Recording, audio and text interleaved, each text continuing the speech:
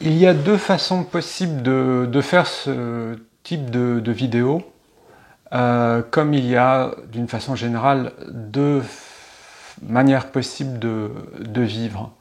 Euh, Soit je fais cette vidéo à partir du sentiment d'être quelqu'un qui fait la vidéo, d'être une personne sur le point de s'exprimer, et qui a à cœur de développer ou de partager un certain nombre d'idées. Ça, c'est le positionnement standard, ordinaire. Je serai ainsi au centre de l'expérience et advienne que pourra. Bon. L'autre positionnement consiste à filmer les choses à partir de la conscience d'arrière-plan, de la conscience de l'espace, de la conscience d'un espace impersonnel qui est l'espace qui perçoit les choses, mais qui n'est pas le supposé moi central de l'identification, de l'identité ordinaire. Alors, dès lors qu'on se filme ou qu'on s'enregistre, la caméra, le micro capte quelqu'un qui parle. Et donc, la difficulté, c'est de ne pas se faire rattraper par l'identification. Comme là, ça pointe, la vidéo pointe vers moi, je peux me reconstituer la fable de François, le personnage qui s'exprime, etc.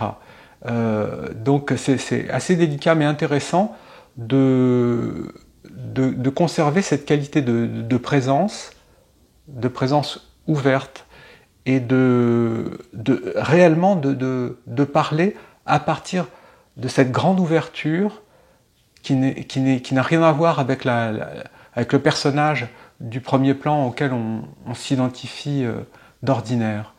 Donc laissez la vidéo filmer ce que vous percevez comme un personnage, mais en ayant conscience qu'en fait, la vidéo pointe vers un espace qui est celui de la présence inconditionnelle, d'une présence qui est en fait la même. C'est cette présence que nous partageons, forcément parce qu'il n'y a qu'une présence, et c'est cette espèce d'espace sans dimension, qui n'est pas localisable, un espace de conscience illimité, toujours présent, et dans lequel l'expérience a lieu, se produit. L'expérience, c'est-à-dire la perception d'objets, de formes, de couleurs, les sons, les sensations, toutes ces choses, tous ces objets, tous ces phénomènes qui apparaissent et disparaissent au sein d'un espace de conscience qui n'en est pas séparé. Ça, c'est très important de bien voir que l'expérience et cette présence qui accueille, ou du moins cette présence où cette expérience se produit, se déploie, ces deux choses-là qu'on nomme comme ça conceptuellement et qu'on distingue, ne sont pas séparées du tout. On peut les séparer en un premier temps pour réaliser que l'on n'est pas ce qu'on pensait être dans l'identification. En un premier temps, il est intéressant de pointer vers le vide en quelque sorte, de pointer vers la conscience pure, pour réaliser qu'on est cette présence avant tout. Donc on élimine, en un premier temps, toutes les identifications et on néglige tous les objets dans l'expérience, voire même les perceptions, Et une fois qu'on réalise que même s'il n'y avait plus dans l'expérience d'objets et de choses à percevoir, il n'en resterait pas moins que la conscience serait identique, inaffectée. Et donc c'est une façon de réaliser que nous ne sommes pas l'objet ou l'organisme corps-esprit qu'on imaginait être, mais bien au-delà ou avant ça, en fait, on est cette conscience qu'il est toujours un peu risqué de nommer, cette présence, et c'est un soulagement, en un premier temps, c'est un soulagement terrible, parce que si vraiment on est parvenu à réaliser ça, à découvrir que plutôt que d'être une personne, c'est-à-dire une entité personnelle, enfermée plus ou moins dans un corps, dans un mental, séparé, distinct, séparé des autres, plutôt que tout ça, si on explore le sentiment d'être au plus intime et qu'on laisse de côté les identifications ordinaires, enfin je veux dire les conditionnements qui nous font dire non, je suis ça, je suis ci, etc., et qu'on s'en tient à l'expérience directe, à l'expérience pure, on réalise que l'on est en fait une pure présence, un pur espace où les choses se produisent. Ça, c'est le premier aspect de la chose. Le second, c'est de voir, d'interroger en fait les éléments autour de soi, c'est-à-dire le monde. Qu'en est-il du monde qui apparaît au sein de la présence que je me suis découvert être? Eh bien, ce monde, avant tout, déjà, est-il séparé de cette présence?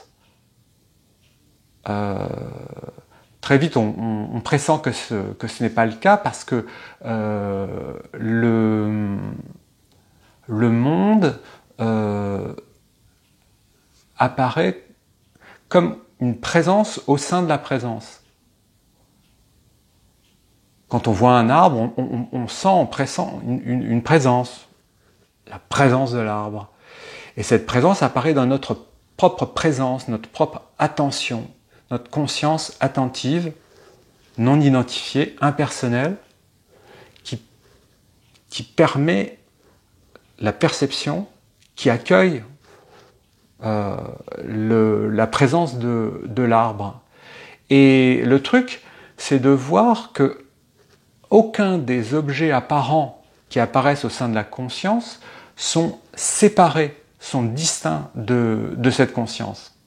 En fait, tous les objets sont comme des formations temporaires, des formes temporaires issues de la conscience et qui apparaissent au sein de la conscience, mais en tant que conscience. En tant que conscience. Leur nature, la nature des objets, ne diffère pas de la conscience qu'on s'est découvert être. Les objets n'ont pas de matérialité comme on peut le penser, et donc ils n'appartiennent pas à une catégorie, à un règne différent, le règne des objets matériels, physiques. Non. S'ils sont accueillis au sein de la présence, de l'écoute silencieuse, de l'ouverture, les objets perdent leur supposée matérialité, leur caractère solide, et ils se présentent d'une façon beaucoup plus légère, presque transparente, et surtout ils n'apparaissent plus comme des objets desquels on se sent séparé. C'est en fait l'expérience de la contemplation. La contemplation, il n'y a plus de sujet qui contemple des objets. Dans la contemplation, le sujet percevant, le supposé sujet percevant et l'objet perçu ne font qu'un. C'est vraiment l'expérience de l'unité.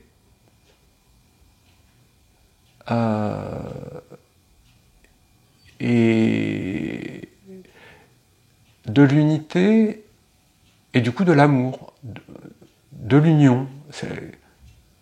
Comment aimer davantage un arbre qu'en réalisant qu'il est fait de ce que nous sommes profondément et que rien ne le distingue de ce que nous sommes et qu'il n'est aucunement séparé, contrairement à ce qu'on a pu croire avant de vraiment réaliser qu'on est une pure présence.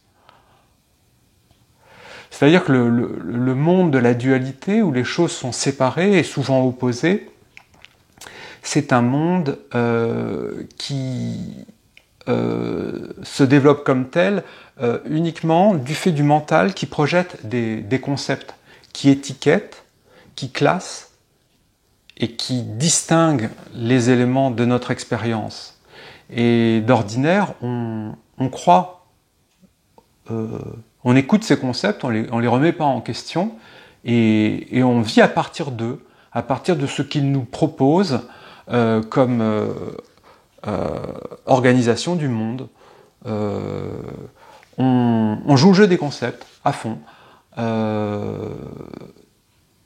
Et l'invitation de la non-dualité, de l'Advaita, est de laisser un temps, pendant un temps au moins, laisser de côté cette habitude, cet étiquetage, cette projection de concepts, et voir ce qu'il en est de l'expérience une fois que ces concepts ne sont plus projetés dans ce qui se vit. C'est vraiment une expérience à mener de façon comme un scientifique, quoi, de façon naïve et expérimentale. Faut voir ce qui se passe. Et on peut découvrir ainsi que l'expérience est beaucoup plus unie, en fait, qu'on ne le pensait. Et tout le temps. C'est-à-dire que ce n'est pas le fruit d'une méditation, c'est pas le fruit d'une concentration, c'est pas un positionnement particulier qui serait de nature spirituelle, c'est pas le produit d'une attitude, c'est pas le produit d'une doctrine, c'est vraiment l'expérience nue avant qu'elle ne soit mise à mal par tous les concepts dont on a hérité. Et revenir à cette expérience vraiment directe, première, d'être au monde, un peu comme un nourrisson qui n'est pas encore encombré avec et qui perçoit les choses, qui perçoit ce qui est sans les voir à distance, parce que il ne nomme pas, et l'expérience pour lui est continue et enveloppante. C'est un peu ça, l'expérience de la non-dualité, qui n'est pas une expérience temporaire, mais qui est l'expérience première d'être avant toute élaboration et toute fabrication. C'est accessible en permanence. Il faut avoir confiance, Ne pas se dire que c'est une expérience qui nécessite des années de pratique de méditation, qui nécessite la compréhension Non, non, de quelque chose de complexe. Non, non, c'est vraiment quelque chose de tout à fait accessible, dès lors qu'on a le courage de déposer pendant un temps toutes les armes mentales, conceptuelles qui fabriquent en fait, qui fabriquent l'illusion, qui fabriquent le sentiment d'être une personne séparée dans un monde matériel. Voilà, bonne exploration.